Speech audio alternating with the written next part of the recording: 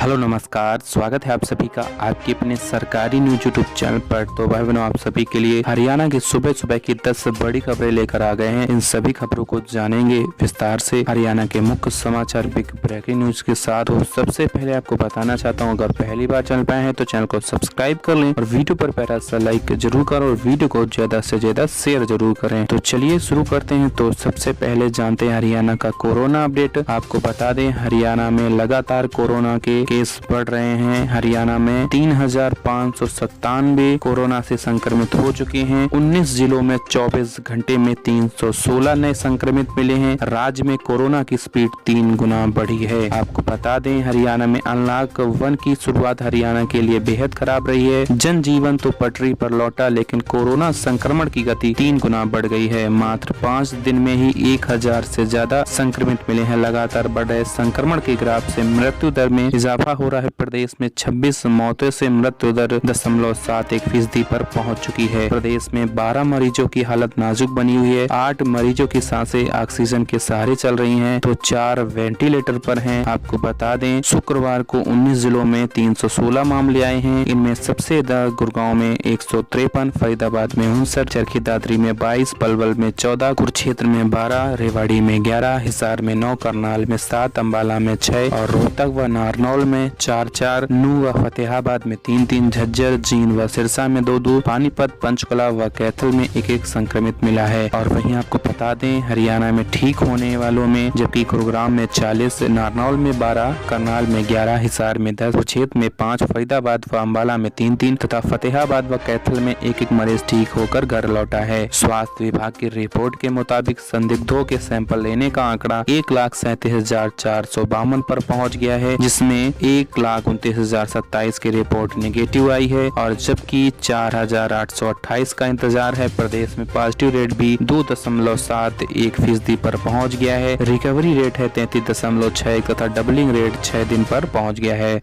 प्रत्येक 10 लाख पर जांच का आंकड़ा भी 5,422 पर पहुंचा है। इसी के साथ बढ़ते हैं अगली बड़ी खबर की ओर। झज्जर की मंडी और गोदामों में रखा गेहूं भीगा। गेहूं खरीद का अंतिम दिन आज। बारिश में खराब हो रही है गेहूं। जिले में इस बार खरीद का कार्य बड़ा चुनौतीपूर्ण था। लॉकडाउन के कारण खरीद सीजन लंबा चला, लेकिन अब स्थिति यह है कि खराब फसल प्रबंधन के कारण मंडी व गोदामों में गेहूं रखा खराब हो रहा है। जिले में कई क्षेत्रों में बारिश हुई, इस कारण गोदामों और मंडी में खुले आसमान के नीचे रखा गेहूं भीग गया है। आढ़तियों ने तिरपाल ढककर बचाने का प्रयास किया है। इसके बावजूद गेहूं के नीचे से पानी चले जाने से इसके खराब होने की आशंका बढ़ गई है। इसी के साथ बढ़ते हैं अगली बड़ी खबर की ग्राउंड रिपोर्ट के साथ। प्रदेश में 20 जिलों के 313 गांवों में मिल चुके हैं 866 कोरोना पॉजिटिव। खतरा बढ़ा है। आपको बता दें, कोरोना वायरस के केस अब गांवों में भी बड़े स्तर पर सामने आ रहे हैं। अब तक 20 जिलों के 313 गांवों में 866 कोरोना पॉजिटिव मामले सामने आ चुके हैं। हालांकि सभी बाहर से अपने घर लौटे हैं और सबसे पहले परिवार वालों को संक्रमित किया है। इसके बाद पड़ोसी चपेट में आए हैं। गांवों में इंतजाम की बात की जाए तो ना के बराबर है। इसी के साथ बढ़ते हैं अगली बड़ी खबर की ओर। दुष्यंत चौटाला ने कहा, अब पोर्टल के जरिए युवाओं को मिलेगा रोजगार। हरियाणा उद्यम मेमोरेंडम पोर्टल जारी।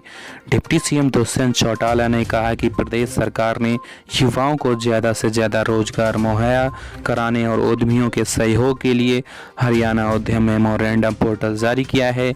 इस पोर्टल के जरिए सरकार का उद्देश्य है कि प्रदेश के युवाओं को ज्यादा से ज्यादा रोजगार मिले। उन्होंने कहा है कि प्रदेश सरकार निरंतर उद्योगों को स्थापित करने तथा प्रदेश के युवाओं को रोजगार देने की दिशा में कार्य कर रही है। नए पोर्टल के जरिए सभी उद्यमी युवाओं को अपनी आवश्यकता अनुसार नौकरियां देने का कार्य करेंगे। और वहीं अगली बड़ी खबर है, अटल किसान मजदूर कैंटीन। नई अनाज मंडी में अटल किसान मजदूर कैंटीन में 10 रुपए में भरपेट खाना खा सकेंगे किसान और मजदूर। नई अनाज मंडी में प्रतिदिन आने वाले किसानों और मजदूरों को भोजन के लिए परेशानी नहीं उठानी पड़ेगी। मंडी में अटल किसान मजदूर कैंटीन शुरू होने जा रही है। इस कैंटीन में अब किसानों और मजदूरों को 10 रुपए में भरपेट भोजन उपलब्ध होगा। 10 जून को ये कैंटीन शुरू होगी। हालांकि व्यवस्था को लेकर ट्रायल 8 जून को किया जाएगा। वहीं आपको बता दें, विधायक सुभाष सुधा ने नई अनाज मंडी में बने मार्केट कमेटी कार्यालय के साथ लगते परिसर में स्थापित इस कैंटीन का अवलोकन किया। कैंटीन में भोजन तैयार करने की व्यवस्था संभालने वाले दयालपुर गांव के स्वयं सेवक सहायता समूह की महिला सदस्यों से जानकारी ली है। वहीं अगली बड़ी खबर है छात्रों के लिए खुशखबरी। लोहास के डेहरी कॉलेज से अब कर सकेंगे एमटेक। करनाल की नहीं लगानी पड़ेगी दौड़।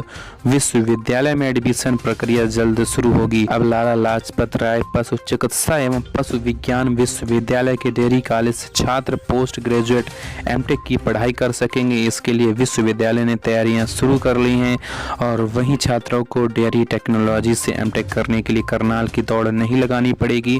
पहले छात्रों को एकमात्र करनाल में ही एमटेक करने के लिए जाना पड़ता था। हालांकि अभी ऑनलाइन प्रक्रिया शुरू नहीं की गई है, जल्द ही प्रक्रिया शुरू होने की उम्मीद है। और वहीं अगली बड़ी एक और खबर आ रही है कोरोना संक्रमण को लेकर। 5 दिन पहले कुवैत से लौटा युवक कोरोना पॉजिटिव पाया गया। गांव मौजूखेड़ा का है, संक्रमित यूथ हॉस्टल में था क्वारंटाइन। आपको बता दें सिरसा जिले में बाहर से आए लोगों के कारण कोरोना संक्रमितों की संख्या बढ़ने लगी है। डबवाली के गाँव मौजूखेड़ा निवासी एक युवक 1 जून को कुवैत से लौटा था, जिसकी रिपोर्ट शुक्रवार को कोरोना पॉजिटिव आई है और वहीं वह कोरोना संक्रमित पाया गया है। लेकिन युवक के सिरसा पहुंचते ही जिला प्रशासन ने उसको यूथ हॉस्टल में क्वारंटाइन कर दिया था, जबकि स्वास्थ्य विभाग ने उसका सैंपल लेकर जांच के लिए भेजा था, जिसकी रिपोर्ट पॉजिटिव आने के बाद जिला में कोरोना संक्रमितों का आंकड़ा 50 तक पहुंच गया है, जिसमें रोहिड़ा वाली के एसपीओ सहित 14 संक्रमितों ने कोरोना को मात दी है। वह ठीक होकर घर भी लौट चुके हैं। इसी के साथ बढ़ते हैं अगली बड़ी खबर की ओर। बुलंद हौसले बुलंद फैसले। कोरोना महामारी के दौरान फैसले।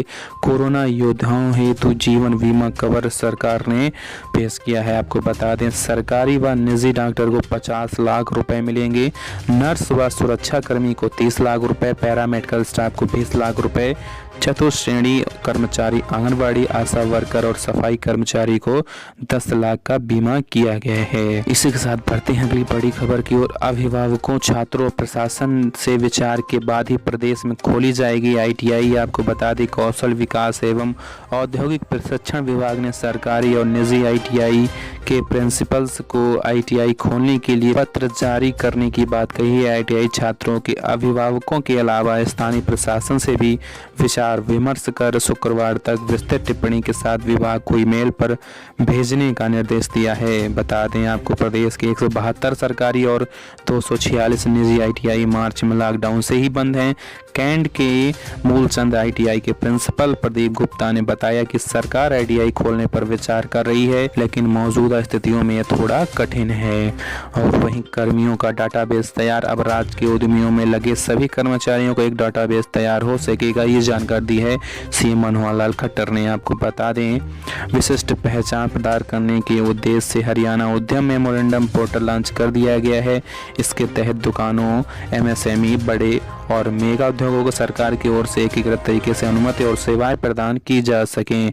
इस पोर्टल में राज्य के उद्यमों में लगे सभी कर्मचारियों का एक डेटाबेस तैयार हो सकेगा और कोविड-19 महामारी के दौरान हुए अनुभव वाले प्रवासी श्रमिकों का भी विवरण तैयार किया जाएगा। HUAM यूनिक आईडी हरियाणा के संबंध में सेवाओं और डेटा को एकीकृत करने के लिए एक महत्वपूर्ण कदम है और जो भविष्य में बेहतर योजना बनाने में सहायक सिद्ध होगी। तो भाई बहनों, आप सभी के लिए 10 बड़ी खबरें कैसी लगी? अगर खबरें अच्छी लगी हो तो शेयर करें, लाइक करें और चैनल पर पहली बार आए तो चैनल को सब्सक्राइब करें ऐसे लेटेस्ट अपडेट पाने के लिए। तो नेक्स्ट वीडियो मिलेंगे, तब तक के लिए जय हिंद, धन्यवाद।